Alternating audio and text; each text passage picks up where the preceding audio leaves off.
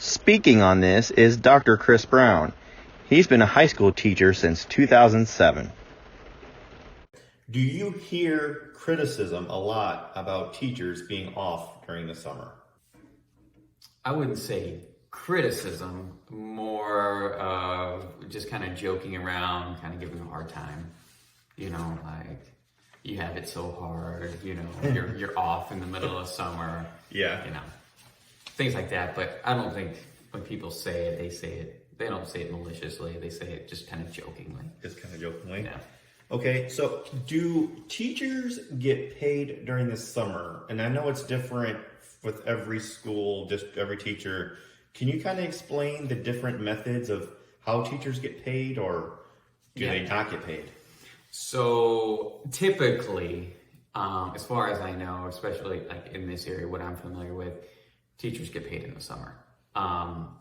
So they work on a school year contract, and their pay or salary is divided up over usually 24 pays. So it's divided out so that you get an equal amount all year round. Okay. Yeah. All right. What are teachers typically doing during the summer?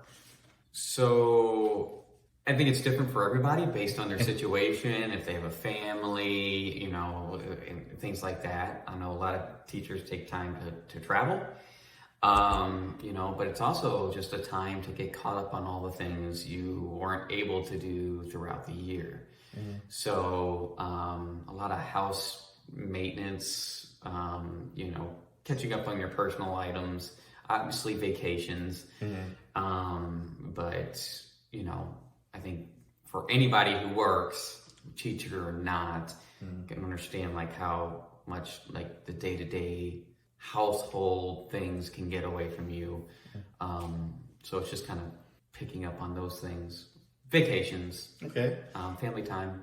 Do you hear, or have you attended, or have you heard of any teachers that have maybe attended like workshops, or maybe like, even worked a second part-time job or curriculum planning? All of that. Yeah. So teachers, summertime is a great time to attend professional development.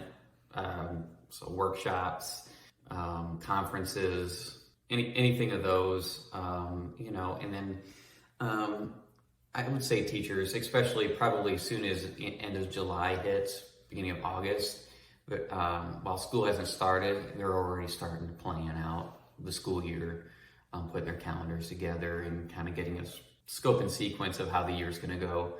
But summer's a big time for workshops and in-services and things like that.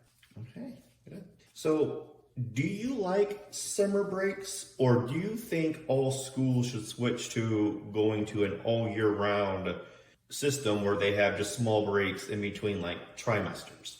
What's your thoughts on that? I would like to see schools go year round. I think we spend too much time talking about like summer loss of learning and retention. So it would give our students some continuity, continuity of learning, but also, so many of our students like need school. They need the structure of school. And so to have that, but also personally as a teacher, I would like to be able to take vacations other times than just the summer. So it's hard, like say if you want to go to Disney, there's a family. Your